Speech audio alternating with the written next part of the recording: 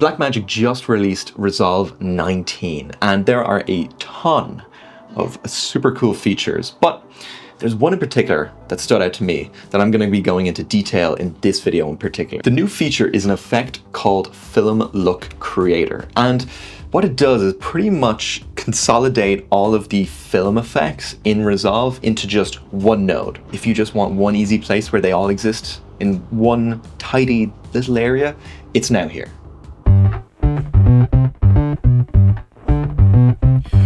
Hey friend, where did you go? I've been waiting for such a long time to see where you'd go. But you said playtime was over, but it's not over. This you're sober. Give me some time to figure out right. I don't wanna let it go. I don't wanna hear you show any emotion or feet of where they're going. Take it away. Okay, so we're going to start off in the Resolve 19 beta, which you can download right now. And once you go to your Open Effects and go down to your Resolve FX film emulation, where you'll find film grain and halation and all those, you'll now find the Film Look Creator, which we can just drag and drop onto our footage. Now, it starts off with a number of presets that you can choose from. So you can have 65mm, 35mm, cinematic, bleach bypass, nostalgic, which is kind of cool, or you can just go default and have no effects. So once you drag the effect onto your clip, you can see all of the settings that you can then go through. So things like color space override, which is just like color space transform, and there's some color settings so you can change the general kind of look. You can split tone, you can add a vignette, halation, bloom, grain. You can add flicker now, which is new, as well as gate weave. That's new. And on top of that, you can add a film gate kind of overlay on the footage. So once you've got your transform settings input, then we can move on to our color settings. Now, it's also worth mentioning, you don't have to do your CST or your transforms here. There is the separate node if you want to do it there. So inside your color settings, you can then change your exposure, you can change the contrast, you can affect just the highlights, you can add in like a faded shadow kind of look. You can change the white balance. You can then alter the tint. Then you can, if you think you've gone too far in any one direction, you can then change the skin bias to bring those skin tones back. One of the coolest things I think that's part of this is now the new subtractive saturation. So you can bump the saturation, but as you can see, the colors get kind of darker and richer, the same kind of way that they'd be affected if this were film. Now there's also a slider for richness as well as bleach bypass. So you can start bringing in a kind of a bleach bypass effect if you want that like Saving Private Ryan thing going on.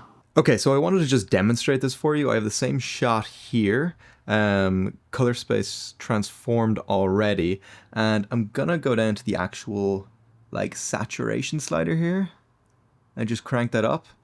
If you see here, this is one looking through one camera to another, but you can kind of see, if you look at the Ferrari there, that the reds are actually getting brighter. Okay, you can see that they're kind of like clearly getting brighter. And look at this, if you come over to the waveform, and we start cranking it, you can see not only are like the shadows being lifted, you can see like the highlights are actually coming down. It looks like the saturation is like compressing the reds or something. So actually, let's flick on over to our vector scope.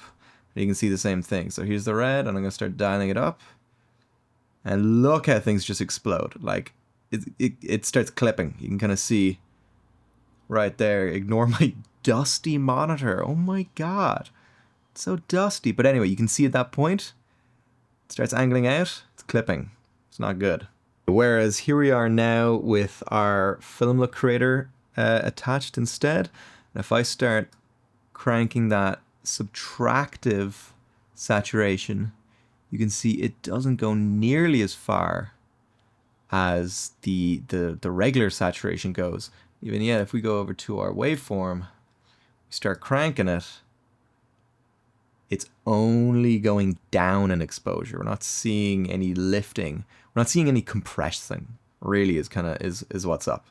Next, moving on to split tone. Split toning is like just a different color in your shadows and your highlights. And with this, you can actually just do it automatically. So we can start changing our hue angle and you can kind of see different colors starting appearing. So let's crank up the amount.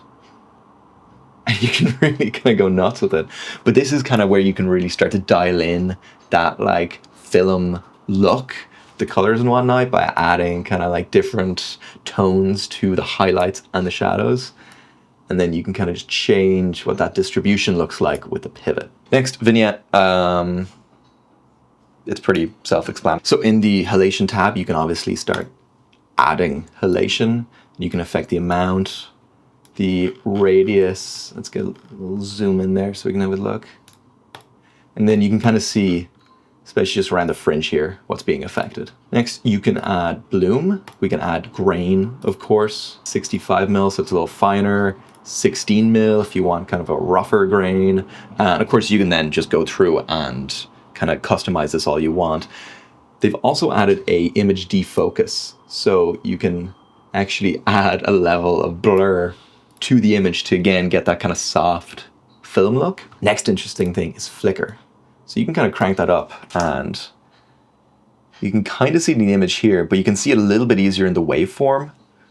Just this little kind of jitter that's going on. And I think if I just were to crank that up, yeah, you can really see the flicker there, almost to the point where it looks stupid. So let's dial that back down. Gate weave. Okay, Robin from the edit here. I made a total balls of explaining what gate weave is.